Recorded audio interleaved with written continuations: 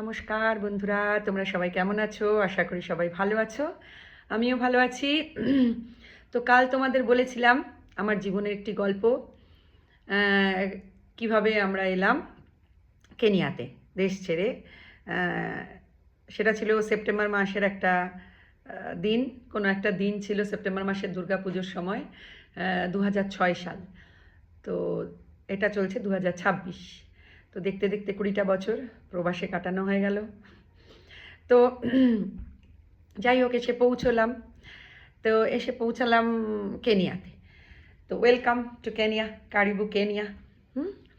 তো এয়ারপোর্টের বাইরে বেরোলাম। বেরোনোর পরে দেখলাম যে ড্রাইভার এসেছে অফিসের নিতে। আকাশের দিকে তাকালাম। আকাশের দিকে তাকিয়ে দেখলাম যে নীল আকাশ এবং সাদা মেঘের ভেলা ঘুরে বেড়াচ্ছে। তো আমি ভাবলাম কী সুন্দর প্রাকৃতিক সৌন্দর্য। তো সুন্দর একটা পরিষ্কার পরিচ্ছন্ন এনভায়রনমেন্টে এলাম। এবার গাড়িতে বসে ছুটে চলেছি। কোনো একটা আমাদের বাড়ি দেওয়া হলো, তো একটি মেজনের দেওয়া হয়েছিল। তো সেখানে যাচ্ছি, তো দুধারে না বাড়ি ঘর হোটেল কিছু নেই, কোনো গাড়ি ঘোড়াও নেই।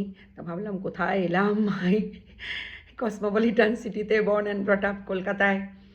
তারপরে দিল্লিতেও কাটালাম আরও 5 বছর। কত বড় বড় সিটি আমাদের ইন্ডিয়াতে। এখানে এলাম এবং তাতে কত বাড়ি ঘর, হোটেল, রাস্তাঘাটে কত মানুষজন, কোনো মানুষ দেখা যাচ্ছে না, কিছু দেখা গেল না। তো কিছু পাখি টাখি দেখা গেল। এসে পৌঁছালাম কেনিয়া। এই প্রাকৃতিক সৌন্দর্য এবং সাংস্কৃতিক বৈচিত্র্যের একটি দেশ কেনিয়া। কেনিয়াতে মানুষরা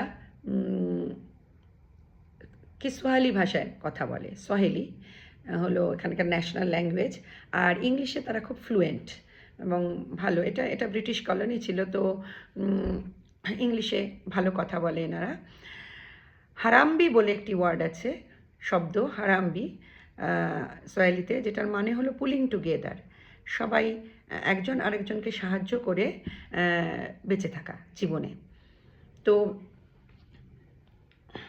চলে এলাম ভারত মহাসাগরের তীরে, হোয়াইট স্যান্ড বিচ, পাহাড় পর্বত এবং ঘন সবুজ সাভানা গ্রাসল্যান্ডের একটি সবুজ দেশে। তবে দেখো, একটি জাতি, ভেবে দেখো তোমরা, একটি জাতি যারা একজন আরেকজনের ভালো চায় এবং প্রতিবেশী তাদের কাছে পরিবারের মতন। হারাম্বি কথাটা শুধুমাত্র একটি শব্দ নয়, তারা মেনেও চলে। তার প্রতিবেশীকে মনে করে নিজের পরিবার, একজন আরেকজনকে সাহায্য করে, তার সব কাজে সাহায্য করে।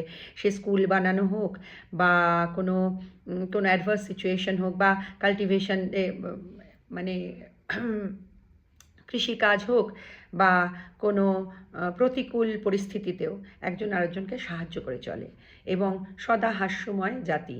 তাদের কোনো দুঃখ নেই, তাদের সবসময় মুখে হাসি লেগেই আছে। এরম একটা দেশে এসে পৌঁছলাম। তো একতাই হলো এদের একমাত্র মূল মন্ত্র। এরপর কাল বলবো আবার আরেকটি ছোট্ট গল্প কেনিয়ানদের সম্পর্কে, তাদের সমস্ত ট্রাইব উপজাতি সম্পর্কে এবং তাদের ক্যারেক্টারিস্টিক সম্পর্কে। সবাই ভালো থেকো, টাটা, বাই বাই, সুস্থ থেকো।